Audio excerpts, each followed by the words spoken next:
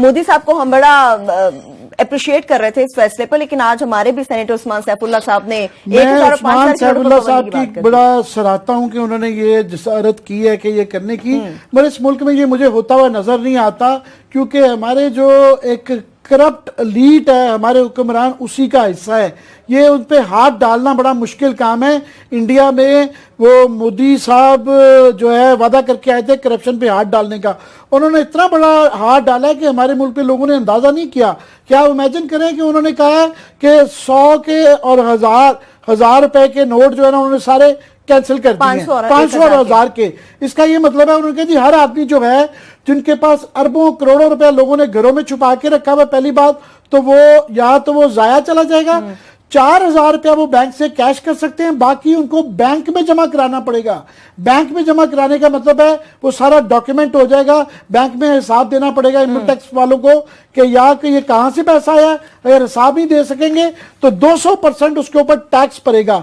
और इंडिया ने तखमीना ये लगाया है कि वो $45 बिलियन, बहुत बड़ी रकम है ये। हमारे कर्जे, आधा कर्जा है बैरूनी कर्जा, उतनी रकम इससे वो इकट्ठी कर रहे हैं। करप्शन भी कंट्रोल होगी, महंगाई इससे बिल्कुल नीचे आएगी, और लंबी बात है इसके मुतालिक इसके और क्या फायदा है। पाकिस्तान में ये सोच नहीं सकता कोई ये करने की, क्योंकि ये सारे इसका हिस्सा है। तमाम रूलिंग एलीट ने सोच लिया है, तमाम रूलिंग एलीट जो इसका हिस्सा है, और ये नहीं होने देंगे। एक कदम तो उठाना पड़ता है। क्लास साहब से पूछ ले। आमिर साहब ने भारी पत्थर मेरी तरफ लड़का दिया कि अब आप इसको कैरी करें, डी तक गोल करके आए।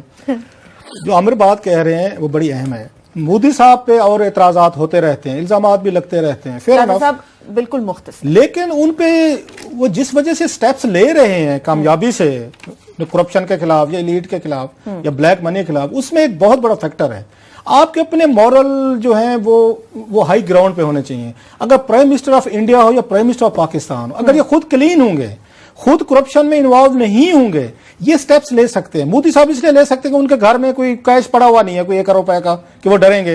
अगर मेरे घर में 1 करोड़ रुपए का कैश पड़ा होगा तो आपका क्या ख्याल है, मुझे उसके बाद मैं जाऊंगा ये स्कीम लेके आऊंगा। नवाज शरीफ साहब से ये उम्मीदें मत रखें, ना जैसे आमिर ने कहा है, ना सेनेट से उम्मीद रखें कि वहां ये पास होगा।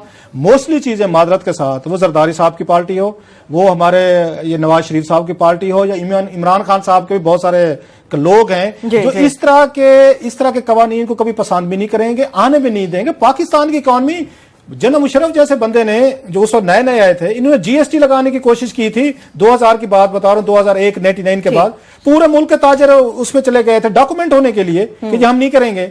इन्होंने हड़तालें कर दी तो पूरा पाकिस्तान बंद हो गया था। हमारी जो इकोनॉमी है 8 लाख लोगों के अलावा तो यहाँ किसी को पता ही नहीं है एसेट्स क्या है, आपके लीगल इनकम और सोर्सेज क्या है। 20 करोड़ के लोगों की इकोनॉमी जो है ये तो ब्लैक इकोनॉमी है। अगर आपने ये स्टेप्स लिए तो पूरा मुल्क रुक जाएगा। यानी आपका कहने का मतलब ये है क्लासेस साहब कि उस्मान सैफुल्लाह साहब ने तहरीक जमा करा दी, एक स्टेप उठा लिया, मगर इसकी कोई उम्मीद ना रखी जाए कि इस पे कोई इंप्लीमेंट भी होगा।